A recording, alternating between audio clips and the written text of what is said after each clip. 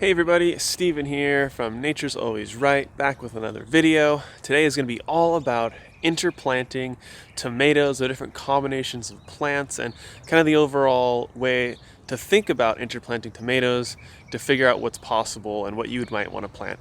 So interplanting is a really fantastic way that you can increase the yield per bed of your garden or your farm or your homestead. And there's a lot of different ways that you can do it. There's different types of crops. You can do direct seeding, you can transplant, you can use a paper pot transplanter. So we're gonna go through each of those ways, and I'm gonna show you what I've got going on this year and how I did it.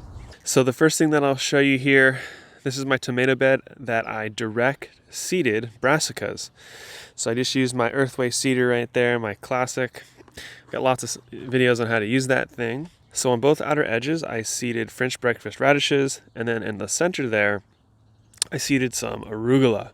And I did this before I strung up my tomatoes, so that it was easier to run the seeder through, and was just able to run it right through the center and on the sides, before the tomatoes got too big. So you want to start your interplanting basically at the same time when you plant your tomatoes. So I'm getting 3 crops out of this bed. And then what I'll do once I pull this crop out, then I can plant another crop. So I could put in green onion or lettuce, I could seed some beets, I could try to do some more herbs if I wanted. Lots of different things that I could put in here to keep it going. So before I show you my transplanted interplanting, I want to talk to you about what crops you might want to interplant and thinking about the spacing. So when thinking about planting something as an understory underneath a plant like a tomato or cucumber that's going to grow very tall, you just want to think about the spacing. So all the plants that you would plant here, they're only going to grow up to be about this size. So lettuce, radish, herbs, green onions, beets, you could even do green beans. Anything that's going to grow within about 2 feet and not going to outpace the tomatoes by the time they get higher. If it's going to outpace the tomato, then let the tomato get bigger before you plant that plant. And as you can see here, the radishes work really well. They're not shading out the tomato plant at all. And now that these are all ready for harvest, so you could pretty much do any combination of things that is not going to outcompete the tomato or cucumber, and that's going to fit well in here. You also want to think about how easy is it going to be to harvest it. Is it going to disturb the roots of the tomato plant if I come here and rip something out? So you want to think about all those different factors. But the crops that I've mentioned, those are the most common. I've seen people interplant with tomatoes and cucumbers and have really good success. And I've tried all of those and have had really good success with all of those crops. So after I remove the radishes and the arugula, I will be able to plant another set of vegetables. And that is what's so powerful about this interplanting. Even though I've got my summer beds dedicated to the fruiting crops, I can still plant vegetables underneath them, maximizing the amount of food I can grow and the amount of profit that I make per bed. So this is really important. So the next thing that I'll plant here, I've got lettuce and green onion transplants that are basically ready to go. So when this comes out, I'll pop in on the outer row, I'll pop in green onions, and probably in the center here, I'll pop in some lettuce. And another advantage to doing this underneath the cucumbers and tomatoes is leafy greens like lettuce will do really well because they're going to get a little bit more shade in the hotter weather, causing them to taste a little better, be less bitter, and less prone to bolting. So you get that advantage as well because we're mimicking nature, where we're planting stuff in the understory. Another option that I would have after I pull this out, I could direct seed some beets in here or use the paper pot.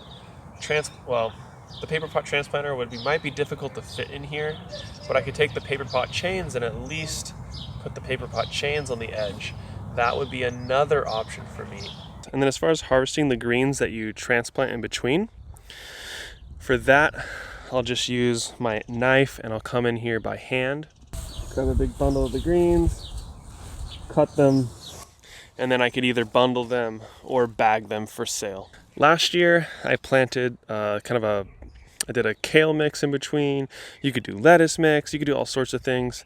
And from this middle bed, I'll be able to get probably about 15 pounds of greens over the next few weeks.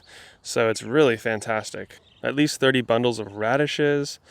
So we're talking, another $200 on this bed just from this one planting, plus all the tomatoes, plus I'll be able to get at least one more interplanted crop in here before the end of the season. So it is a really great way to boost the production of your beds. So on this tomato row, I did herbs. I did cilantro and parsley. And we're at the end of May here in San Diego, so it's starting to get warm, and you can see that the cilantro is starting to bolt. So I'm only going to get one harvest on this crop. And I wanted to try to see if I could get one more little harvest out of my cilantro, but it's a little bit late in the season to be planting it, but I wanted to see if I could do it. I'm at least going to get something out of it, and then I'll come in and I'll be able to replant this. So here on this side you can see that I've got dill, which does a little bit better in heat. So I'll probably be able to get a couple weeks of harvest out of these guys, and then I'll pop in something different when those are done. And these I just did in soil blocks and then transplanted by hand. One of my favorites to do, of course, is to transplant basil. Basil, of course, goes really well with tomatoes as far as flavors go. It's a great summer crop that everybody loves. So I've got that interplanted in here in this row. And I've found that you can grow so much basil interplanted that now I don't have to use up an empty bed for my basil. I can just interplant it. I can just have it all growing together, and it's much more efficient and profitable for me. So all of these plants that you're seeing transplanted, I planted them basically at the same time I put the tomatoes in the ground. Maybe about a few days afterwards, I transplanted them in. So you can time them out to be about the same timing. I actually did all of the radishes and arugula at the same time that I transplanted my tomatoes. So then for my cucumbers, I've put in some dill. Of course, cucumbers and dill go great together flavor-wise, and interplanting, you're also going to have a little bit less pest pressure on your really valuable plants because they'll have something else to go for besides just the cucumbers and tomatoes. So a new type of interplanting that I'm trying is using the paper pot transplants, and I got all this stuff from paperpot.co. And instead of using the actual paper pot machine, you just open up a trench with either the zipper tool from Neversink Farms, or you could use a small hoe like a collinear hoe.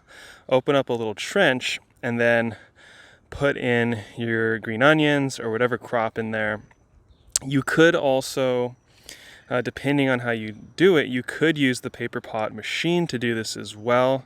You just have to do the right timing, or maybe do a single row of cucumbers down the center, and then you could do the paper pot machine to each side of it. Just keep doing different successions on the outside. So you could do lettuce, then green onion, then direct seed some radishes, then direct seed some beets, or whatever combination that you wanted. So there's lots of ways to play with this. The last technique that I'm going to show you guys today is a paper pot transplanter technique. You can get a paper pot transplanter from paperpot.co, or if you just want to do the technique that I did with the green onions here, where I use the chains, you could just buy the chains and set it up that way, and you don't have to buy the whole machine. So there's different ways that you can set it up, of course. So what I did is I planted the lettuce and these green onions at the same exact time with the paper pot. So the strategy I came up with is that the lettuce is about 30 days, the green onions are about 60 to 70 days.